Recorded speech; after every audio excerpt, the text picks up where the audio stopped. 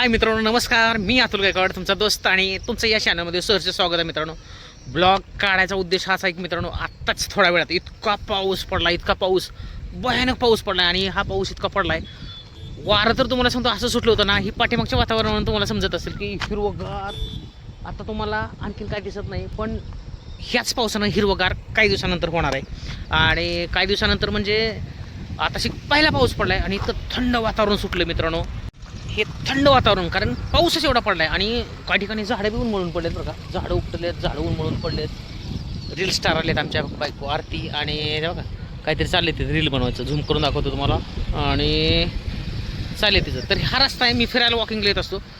आणि इथं वॉकिंगला आल्यानंतर तुम्हाला सांगतो इथं एवढं गरम होत असते हो का. ही जी दिसते ना, लोक चालून चालून चालून चालून आली ना की लोक काय करतात, कंटाळल्यानंतर इथं फ्रेश वाटावं म्हणून इथं बसत असतात. पण काही लोक एवढी घाणेरडी आहेत ना, या ठिकाणी तुम्हाला दाखवतो, सगळी तंबाखू खाऊन आणि विमल खाऊन एवढी घाण केली लोकांनी. आणि एवढा वास येतं इथं, भयानक वास येते मित्रांनो. लोक हे रस्त्याचं कामं चालले, चांगले चांगले रस्ते बनवायचं काम चालले. स्वच्छ रस्ते होतात सगळे.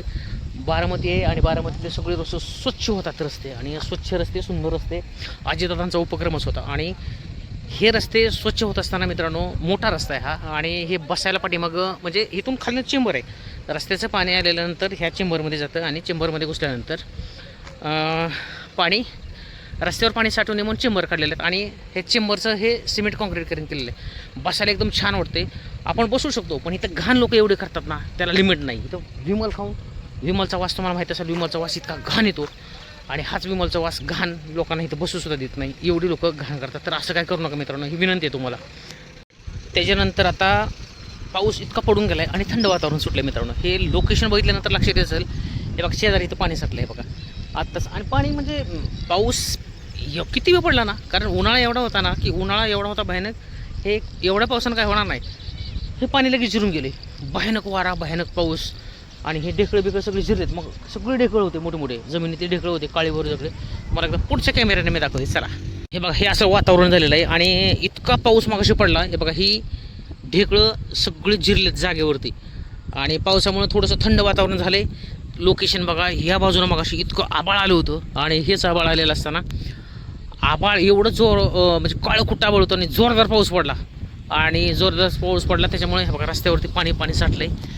इथं दिसत असेल तुम्हाला पाणी. त्याच्यानंतर थोडंसं घरातलं गरम व्हायला म्हणून पाऊस पडला आहे, पण गरम वातावरण व्हायला. आरती परत आली इकडं. आरती म्हणले चला थोडंसं बाहेर जरा एखादी रील वगैरे काढू. आरती पण आली. आता आरतीला कसं वाटते काय माहीत बाहेर आल्यानंतर. आरती तुला कसं वाटते बाहेर आल्यावर? एकदम छान वाटते का कसं वाटते? तिचं बीज आहे, ती रील काढण्यात बीज आहे. आरतीला कसं वाटते? हे भारी वाटते का नाही तुला? बस, तिला बी छान वाटले. आणि मस्त कट्ट्यावरती बसली ती, तिला बी भारी वाटले. हे पाठीमागची ढेकळं बघितली का तुम्ही? हे बघा, ह्या तिच्या मागची ढेकळं सगळी जिरलेत पावसानं. तर मित्रांनो, मातीचा सुंदर वास यायला म्हणते ती, एकदम छान वास यायला लागलाय. गाडी अवघा इथं लावली, पाऊस पडून गेलाय त्याच्यामुळं वातावरण एवढं भारी झालं ना. आणि बघा सुरुवात झाली पावसाची, आणखीन आबाळ आहे. आबाळाचा आता पावसाळ्या म्हणलं की आबाळ येणारच जाणारच आहे. बघा ह्या बाजूचं तुम्हाला दाखवतो आबाळ. आणि हेच आबाळ परत एकदा पाऊस पडू शकतो. ह्या बिल्डिंगच्या साईडला आबाळ आलेलं आहे, कधी पण पाऊस पडू शकतो. चला मित्रांनो, वॉकिंगला आता लोक येत आहेत, चालतात, फिरतात.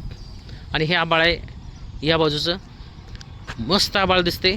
पाऊस पडून गेला आहे, पाऊस कधी पण आता येईल. चला ब्लॉग इथंच थांबूया. पण मित्रांनो, कसा वाटला ब्लॉग? आणि ब्लॉग जर आवडला तर नक्कीच व्हिडिओला लाईक करा, चॅनलला सबस्क्राईब करा आणि बेल आयकॉनची घंटी दाबायला विसरू नका.